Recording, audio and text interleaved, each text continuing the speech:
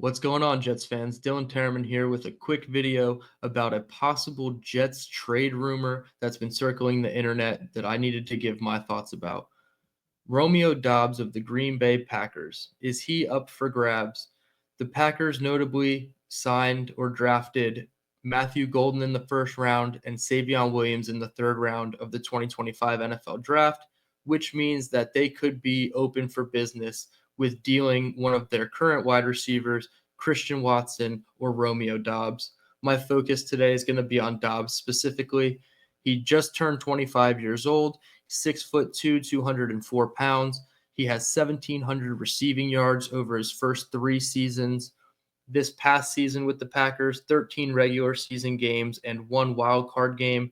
He had 48 receptions on 72 targets, so 66.7% catch rate, 614 yards and 4 touchdowns. 86.7% of the time, Dobbs lined up on the boundary, and he has an average depth of target of 12.1 yards. So he's not generally going to play in the slot for you, and he's probably going to be your intermediate route runner at receiver, not the short game, and not the take the top off either. Probably more so in the intermediate range. He did have 5 drops, but he did have a contested catch rate of 66.7%, 12 catches on 18 contested catch opportunities. When I dove into the film at the later portion of the season, including the playoff game, the first thing that stuck out to me, and this was one of the things that I loved about him in the 2022 draft process coming out of Nevada, his route running prowess is very good. He's very quick to win during his routes, usually within the first 5 yards of the line of scrimmage.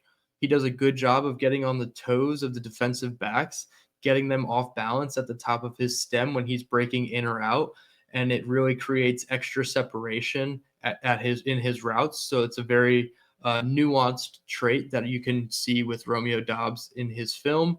He has strong hands in contested situations, as I alluded to with the 66.7% contested catch rate. He will give you effort as a run blocker. However, in the later portions of the season last year with Green Bay, it looked like there was a lack of effort on scramble drills. He wasn't necessarily coming back to the quarterback when he would break the pocket, or if he was the third guy in the progression, it seemed like he didn't run his routes with full effort to be open in case it did come to him. So perhaps the 2024 suspension that he faced led to this because there was speculation that he was not happy with his role in the Packers offense. Dobbs missed 2 games during the game prep week due to personal reasons, and then the team had to suspend him for their upcoming game due to conduct detrimental to the team. There's no clear evidence or clear truth to either side of what happened in the situation. All Romeo said was that he wishes he handled the situation better. He said he was in good mental health. He just said he had stuff going on. And it did not have to do with his role in the offense. So that could be true. That could not be true.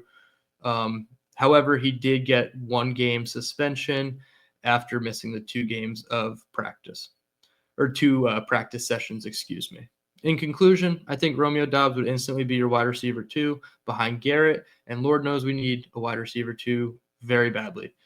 Allen Lazard, Josh Reynolds, Tyler Johnson, Corley, Arian Smith, I don't think any of those guys are ready to take on the bulk production load that a wide receiver 2 carries in the NFL, especially with the new passing boom in offenses in the NFL. I feel like a wide receiver 2 is an old wide receiver 1 because you're going to rely on them to get you more than 600 yards. So you can slot in a Romeo Dobbs who averages between 500 and 600 yards every season in his first 3 years, and I think the production would stand for him to be the clear-cut wide receiver 2.